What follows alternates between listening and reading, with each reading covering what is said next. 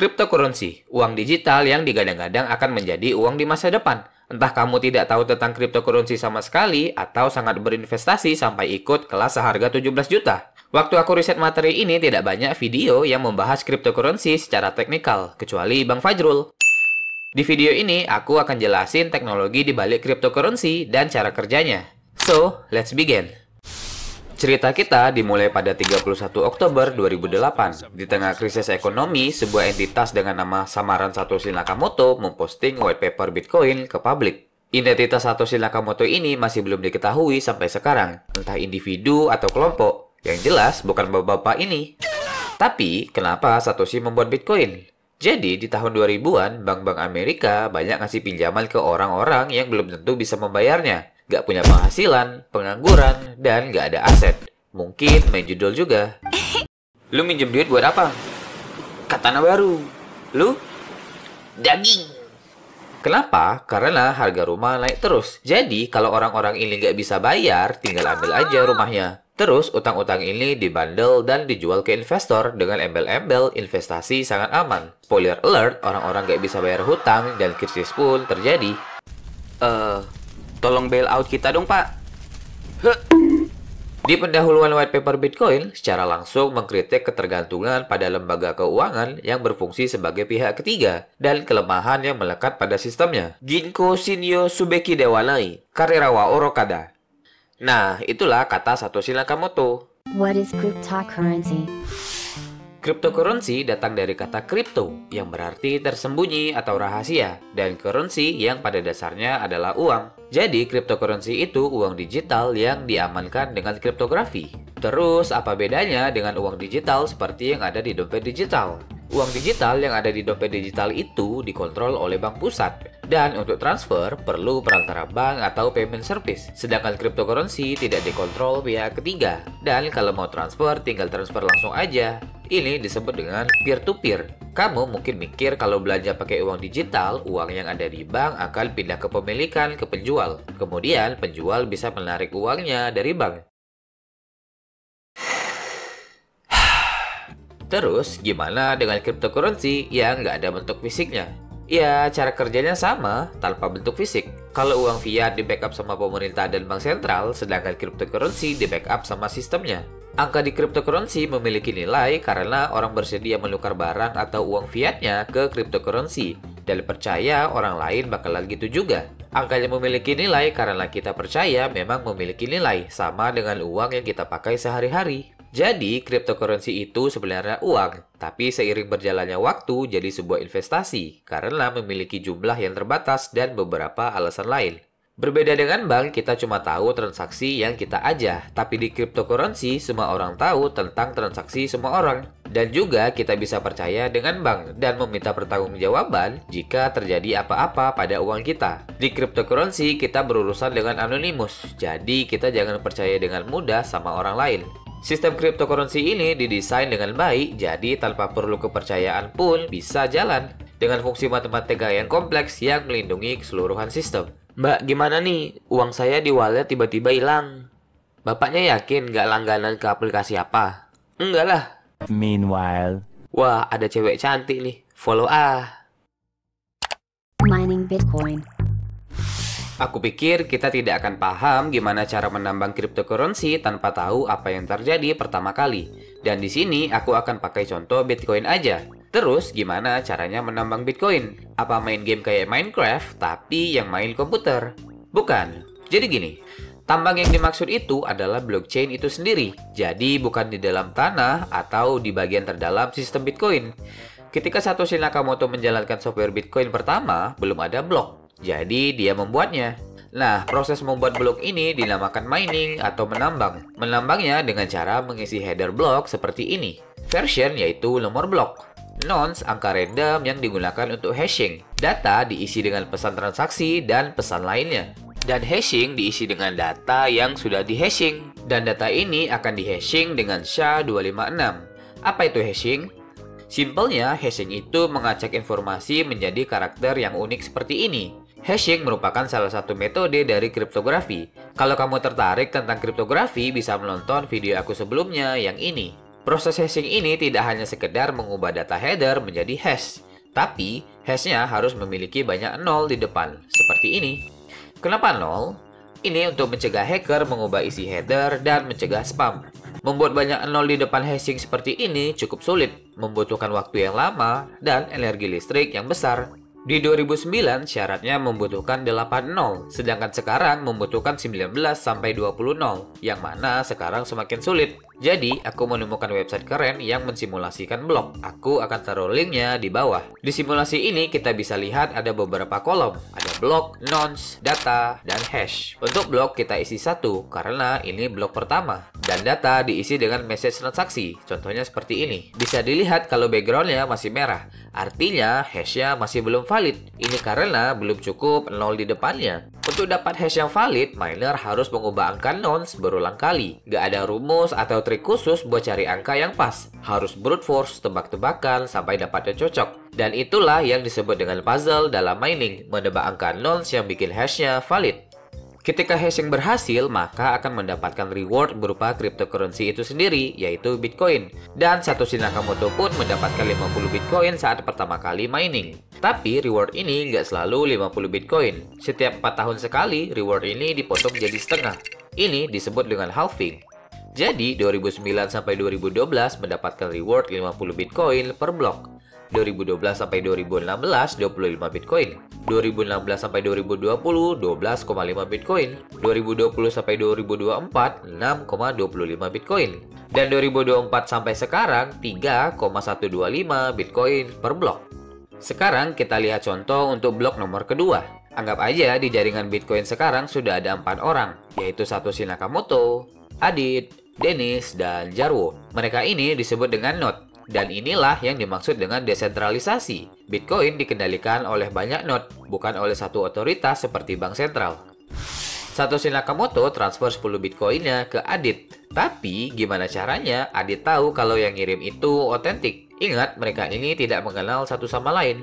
Bitcoin pakai sistem digital signature. Kayak tanda tangan digital, ini semacam password yang menunjukkan kalau pemilik Bitcoin itu memang si pengirim asli. Sama kayak tanda tangan biasa, tapi ini dibikin pakai algoritma kriptografi khusus dan nggak bisa dipalsukan. Tanda tangan digital selalu berbeda-beda tiap transaksi, walaupun dikirim oleh orang yang sama. Digital signature pakai 2 kunci, yaitu private key dan public key. Private key kayak password rahasia yang cuma dimiliki si pengirim. Public key bisa dilihat orang lain untuk memverifikasi transaksi. Ketika Satoshi mengirim 10 Bitcoin ke Adit, itu sebenarnya ngirim ke public key-nya Adit dan membroadcastkan transaksinya ke network. Jadi, untuk membuktikan kalau Satoshi pemilik asli dari 10 Bitcoin, perlu membuat signature dengan cara generate dari private key dan message transaction. Kemudian, node lain bisa mengkonfirmasi signaturnya apakah sudah sesuai dengan public key-nya. Pembuatan dan verifikasi digital signature lebih ribet dari ini. Kamu bisa cari sendiri tentang elliptic curve digital signature algorithm. Sekarang kamu udah percaya kalau ini aku yang ngirim? Belum. Oke, sekarang gimana caranya node lain tahu kalau Satoshi punya 10 Bitcoin? Bukannya tinggal cek saldonya Satoshi aja ya? Bukan. Jadi gini, Bitcoin itu tidak punya saldo. Jadi Satoshi perlu mereferensikan transaksi sebelumnya yang membuktikan kalau dia punya 10 Bitcoin. Referensi transaksi ini disebut dengan input. Kemudian node lain akan memeriksa input ini untuk membuktikan kalau Satoshi memang memiliki 10 Bitcoin. Setelah semuanya dicek dan valid, request Satoshi akan masuk ke dalam mempool atau memory pool. Mempool ini sama kayak ruang tunggu buat transaksi yang siap dimasukkan ke dalam blok. Setiap transaksi punya fee atau biaya yang rela dibayar pengirim ke miner. Transaksi dengan fee yang lebih tinggi akan diprioritaskan oleh miner, karena biar dapat untung yang maksimal. Jadi, miner gak cuma dapat blok reward, tapi juga dapat fee dari transaksi yang mereka masukkan ke dalam blok. Dennis dan Jarwo yang berperan sebagai miner, mereka akan mengambil transaksi dari mempool. Terus bikin blok baru, lalu menghash blok headernya sambil ubah-ubah nodesnya sampai menemukan hash yang sesuai target, yaitu harus punya nol banyak di depan. Siapa yang berhasil duluan, dia yang menang, dan berhak menambahkan blok ke blockchain, serta dapat reward Bitcoin plus fee dari transaksi yang dia masukkan. Jadi, begitulah gimana cara miner mendapatkan Bitcoin dari reward blok itu sendiri dan fee transaksi. Private key and public key. Tadi aku sudah singgung tentang private key dan public key, tapi sebelum lanjut ke struktur blockchain dan keamanannya, penting untuk tahu kenapa private dan public key ini tidak akan pernah sama antara satu dengan orang lain. Jadi gini, ketika kamu buka wallet cryptocurrency, sistem akan generate private key secara random.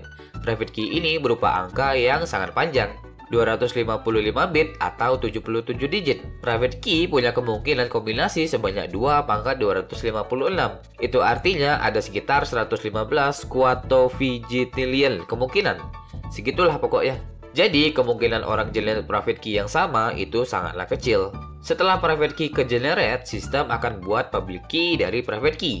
Kamu bisa ganti-ganti public key setiap kali transaksi, dan lagi kemungkinan untuk mendapatkan public key yang sama sangat-sangatlah kecil. Analoginya gini, private key itu kayak kunci unik, public key itu kayak gembok yang cuma bisa dibuka pakai kunci unik tadi. Orang lain bisa lihat gembok kamu, yaitu public key-nya, bahkan bisa fotokopi bentuknya. Tapi mereka gak akan pernah bisa bikin kunci yang sama seperti private key. Blockchain structure. Gimana caranya semua blok ini bisa terhubung jadi satu kesatuan yang aman dan nggak bisa diubah-ubah atau dihack? Ingat tadi aku bilang setiap bloknya punya previous block hash.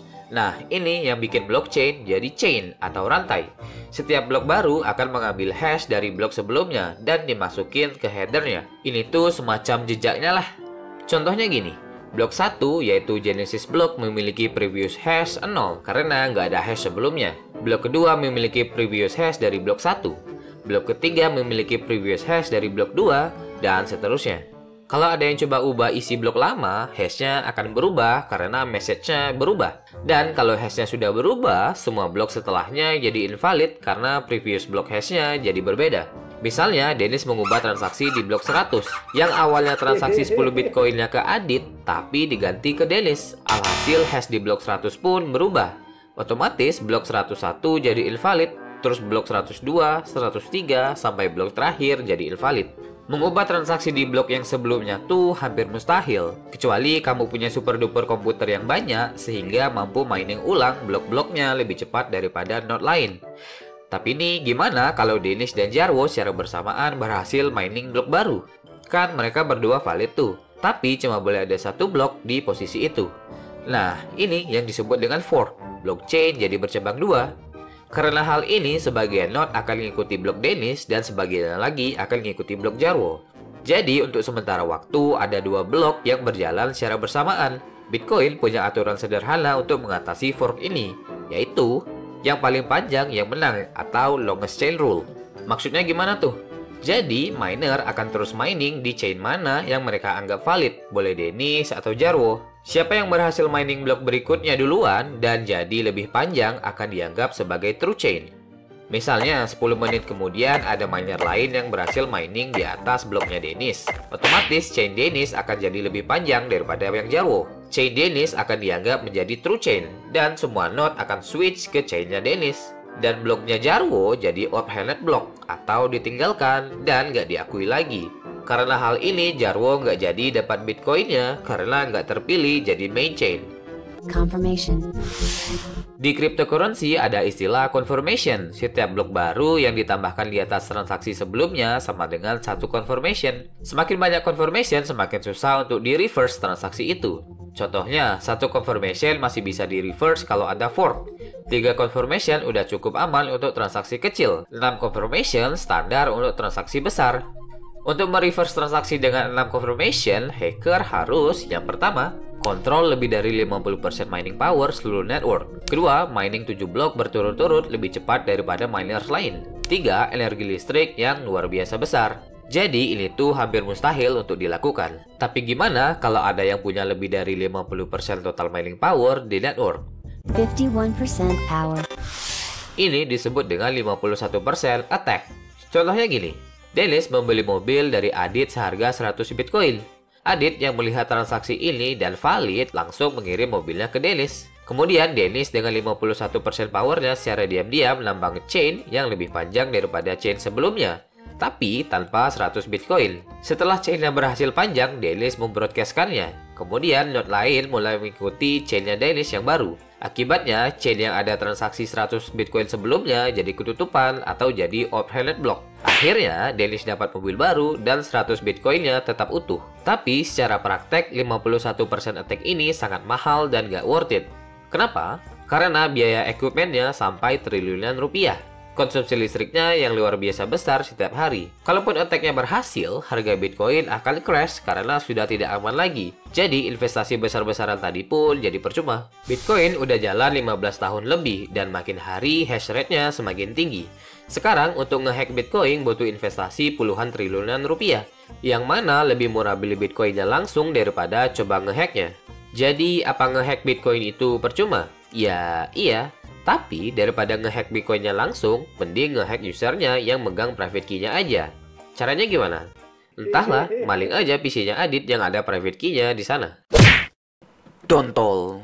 In conclusion, Jadi kesimpulannya, Bitcoin adalah uang digital yang dilindungi dengan kriptografi rumit, tidak dikontrol oleh satu otoritas, tapi dengan sistem dan banyak node. Bitcoin memberikan value yang sangat menarik, seperti pemerintah tidak bisa mengkontrolnya dan memanipulasi nilainya, dan kemungkinan biaya transaksi global yang lebih rendah. Tapi juga ada kekurangannya, seperti digunakan untuk cuci uang dan mining yang membutuhkan energi yang sangat besar. Ternyata, riset dan menyusun materi cryptocurrency lebih sulit daripada kriptografi. Jadi, kalau ada yang salah, silahkan koreksi di